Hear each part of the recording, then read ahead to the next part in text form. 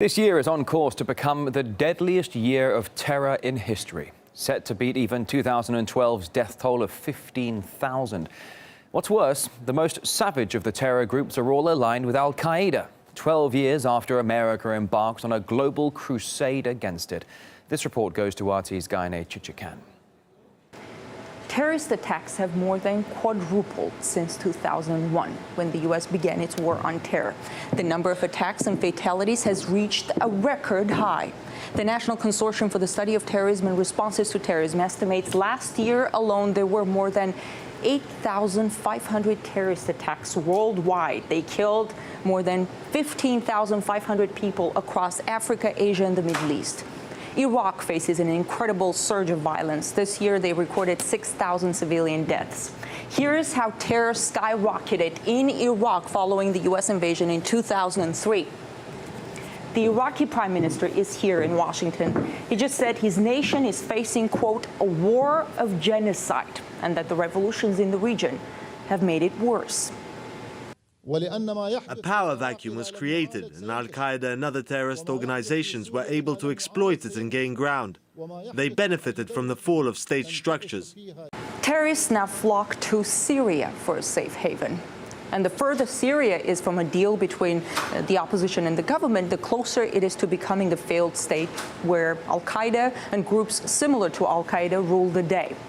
So as all these countries, Iraq, Syria, Libya, face growing terror, Washington says they decimated Al-Qaeda's leadership, and Al-Qaeda is not as dangerous as before. As a result of the enormous pressure we've put on the group, we've eliminated all of Al-Qaeda's senior leadership in Afghanistan and Pakistan. And because the current leaders of Al-Qaeda core are so worried about their personal safety, they're far less able to plan attacks.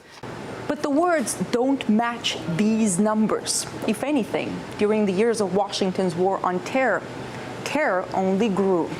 In Washington, I'm Gaine Chichikan. And due in part to a surge in radicalism in Africa, the number killed globally in terror attacks doubled between 2011 and 2012. Iraq war veteran Michael Preisner, he believes the first step to stopping all of this is simply shutting down the drone campaigns. The first thing that would go a really long way to changing this situation is closing down all of the U.S. military bases that are in over 130 countries around the world, many of them Muslim countries, ending the regular drone strikes that take place on these countries, and of course kind of the daily terrorism enacted by the United States against other countries through drones. You know that there's this term that they use to justify all of this term American exceptionalism, which, of course, is an offensive term to many people, but its real meaning is that the exception is that the U.S. considers itself having the right to attack anybody in the world at any time, to kill anybody in the world at any time, to torture anybody in the world at any time, to arrest anybody in the world at any time, to spy on anyone in the world at any time. That is their definition of American exceptionalism, which is driving this policy. And here at RT, we spoke to Dr. Walid Fares, the director of the Future Terrorism Project. He says bullets alone won't stop the terrorism. The world itself must fight its ideological roots. The growth of the jihadist production, meaning there are many ideological schools indoctrinating, radicalizing, and creating a much wider demography of jihadists.